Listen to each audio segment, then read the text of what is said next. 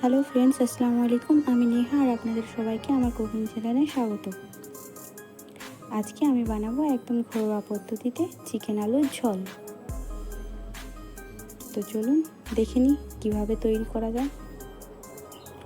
প্রথমেই কড়াইতে কিছুটা তেল গরম করে নিয়ে আলুগুলিকে সামান্য হলুদ ও লবণ দিয়ে লাল করে ভেজে তুলে নেব।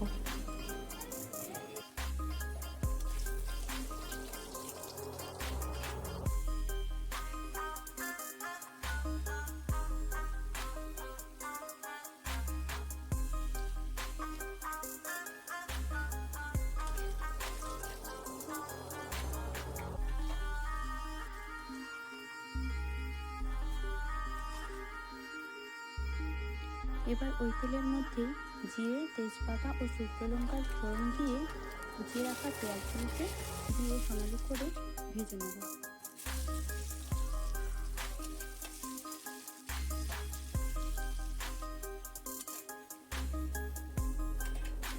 পেঁয়াজটা ভাজা হয়ে আসলে এরপর এর মধ্যে দিয়ে দেবো আদা রসুনের বাটা। কিছুক্ষণ নাড়াচাড়া করে নেওয়ার পর এর মধ্যে দিয়ে দেবো আধা চামচ লঙ্কার গুঁড়ো, আধা চামচ হলুদের গুঁড়ো ও আধা চামচ জিরে গুঁড়ো। তারপর সবকটাকে ভালো করে মিশিয়ে কিছুক্ষণের জন্য কষে নেব।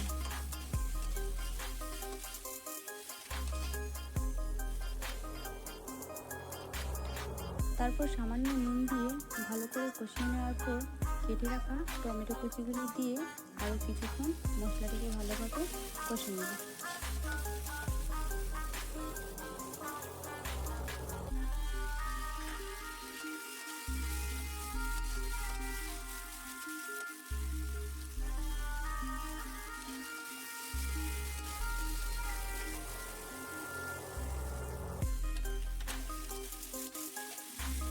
মশলাটা ভালোভাবে কষা হয়ে আসলে এবার এর মধ্যে ধুয়ে রাখা মাংসগুলিকে দিয়ে দেবো এবং কিছুক্ষণ নেড়ে চেড়ে ভালো করে এটাকে কষিয়ে নেব।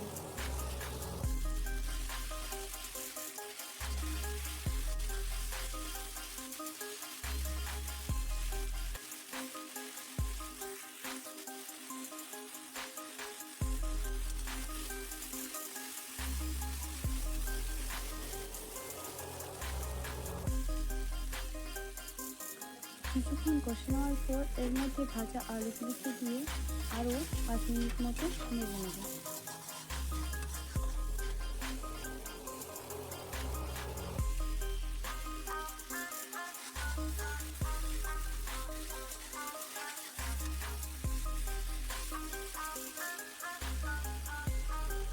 মাংসগুলি কষা হয়ে গেলে এর মধ্যে জল দিয়ে 10 মিনিট মতো ঢাকা দিয়ে রান্না করে নেব।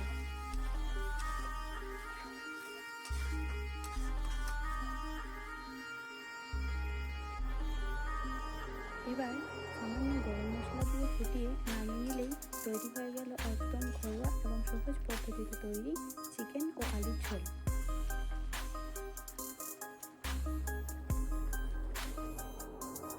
রেসিপিটি ভালো লাগলে অবশ্যই একটি লাইক এবং কমেন্ট করবেন এবং চ্যানেলটিকে সাবস্ক্রাইব করে অবশ্যই পাশে থাকবেন।